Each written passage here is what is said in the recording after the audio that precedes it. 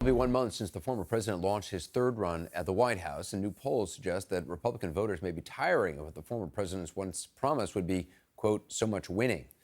Instead, the polls suggest that after a brutal midterm for his chosen candidates, plus a never-ending series of bad headlines, they're perhaps more receptive than ever for a new party standard bearer. And yet, it's not good news for President Biden either, as voters of all stripes may be ready for new candidates on both sides. For the details, we go to CNN's John King. Anderson, I know for many people it's too early to talk 2024, but consider this poll a baseline and this clear conclusion. Voters in both parties, clear majorities, are looking for somebody new. We asked Republicans and Republican-leading voters in our poll, do you want Donald Trump to be the nominee for the Republicans in 2024, or do you want a different candidate? 62%, more than 6 in 10 Republicans say, give us somebody new, please. 38% say Donald Trump. President Biden fares a little better, but not all that much. Look at this, 6 in 10, 59% of Democrats or Democratic-leaning voters say we'd like a new candidate in 2024. 4 in 10 Democrats say let's stick with the incumbent Democrat we have. And so what, though, if Trump is the nominee? Would Republicans vote for him? Well, 2/3 say yes. That is significant, though. Doesn't mean this would stick for 2 years, but 32% of Republicans say no. That leaves an opening for Democrats to get those votes, but 2/3 say yes. On this question, Anderson, Joe Biden does fare a little better. 66 for Trump, 78% of Democrats say maybe we prefer a new candidate, but if Joe Biden is our nominee in 2024, we will vote to reelect. Nearly 8 in 10 Democrats say that, 22% say no. So what about your trajectory? How are you ending the year compared to how you began the year? Let's start with the president. President Biden's in better shape. At the beginning of the year, he was at 45%. Then in July, he dipped to 25%. Here in December, 40% of Democrats say he should be their nominee. So not as strong as he was to open the year, but stronger than he was in the summertime. It is the flip side when you look at this from the Trump question.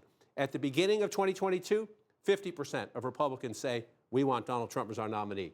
That dropped to 44% in July. It is now down to 38%. So the trajectory for Trump is heading in the wrong direction. President Biden has stabilized some. Now, if your name is someone besides Trump, you're in strong shape in the Republican primaries. That's a joke, but look at the poll here.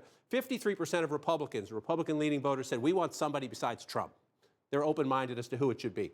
There is no doubt, though, Anderson, if you look at this poll and other polling out there, the Florida governor, Ron DeSantis, is, if it's not Trump, Ron DeSantis is in the strongest position at this very, very, very early date. Look, 38% of Republican and Republican-leaning voters say Ron DeSantis. Nobody else. Nobody else gets even close. It's almost not worth considering. Mitt Romney was the nominee in 2012. Mike Pence was Donald Trump's vice president. Ted Cruz ran before. Nikki Haley, former South Carolina governor, Trump's ambassador to the United Nations. They're all at 1%. So Ron DeSantis has a commanding position at this early stage, unless someone besides Trump gets in the Republican race.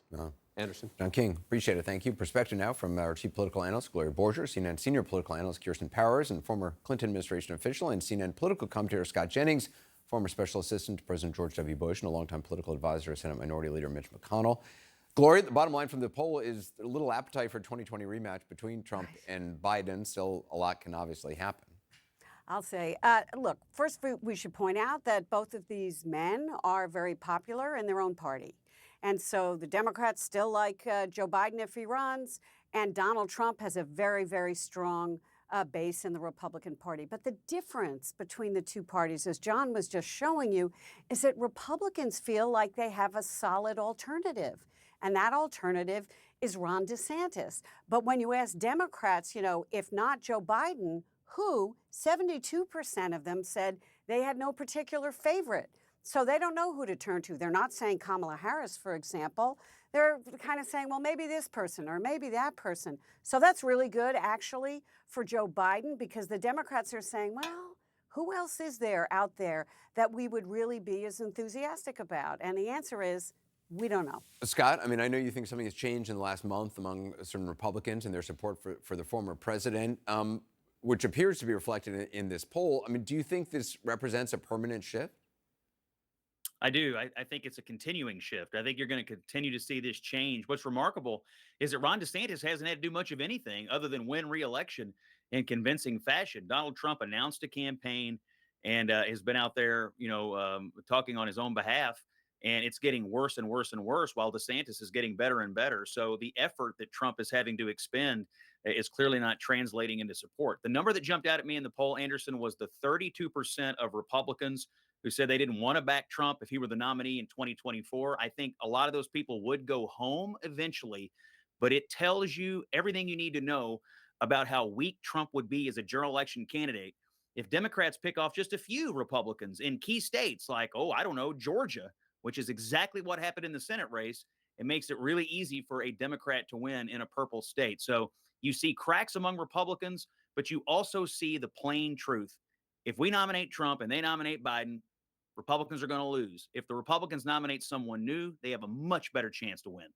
Kirsten, do you agree with that? That if Republicans nominated, whether it's DeSantis or somebody new, that they would have a better chance to win than, and the Democrats, would be running Joe Biden in that case, presumably? Yeah, I think so. And I think the other thing that was on the poll that showed that is how Biden and Trump are both perceived, where you have the vast majority of voters saying that they see Biden as being a pretty mainstream person, and the vast majority of people seeing Donald Trump as being having very extreme views. And because the voters that you really are going to have to get, you're going to get your base voters. I mean, I do think even if people are not enthusiastic right now, when this becomes a head-to-head match, if you had a Biden versus Trump, Democrats are going to show up for that. That will be the motivator. They will get more enthusiastic about Biden. And so I think the fact that you can see that Biden is so much more acceptable to more moderate voters, to more independent voters, in terms of people just seeing him as being a mainstream person versus those voters looking at Trump and saying he seems too extreme. Gloria, I mean, how big a problem is it for Democrats that there isn't a Ron DeSantis-like figure other than the front runner, other than Joe Biden? I mean, if Biden runs, obviously, then that's not a problem. But if he doesn't run, how big of a deal is it? It's a problem. I think it's a real problem because there isn't any groundswell for anyone. And in these situations, Anderson, that candidates come out of the woodwork. There are a lot of great national Democrats out there, but so far we haven't heard people screaming, "Oh, I'm going to challenge Joe Biden." If he decides to run. There are a lot of whispers about it. Obviously, there are a lot of whispers about his age, and that's clearly getting on his nerves. And I can tell you it's getting on the nerves of a lot of people who work for him. But there isn't anybody saying, like, Ted Kennedy did with Jimmy Carter, I'm going to go out there and I'm going to challenge him, because the fact of the matter is that most rank and file Democrats like Joe Biden, and they believe he's done a lot and accomplished a lot. And so that would be a hard record for them to run against. Scott, do you think there's any chance that Joe Biden would not have Kamala Harris as his running mate?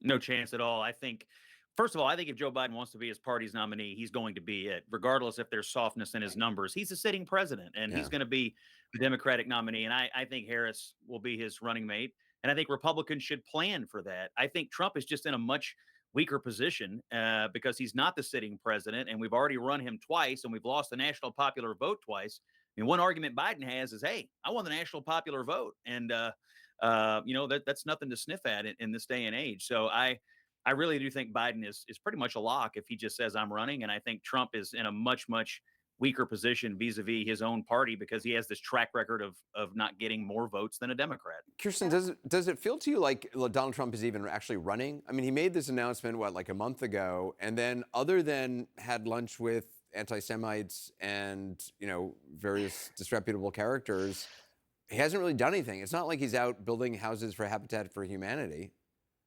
I mean, he's not doing anything. I wouldn't hold your breath for that one. I think that, look, we're still actually pretty far out.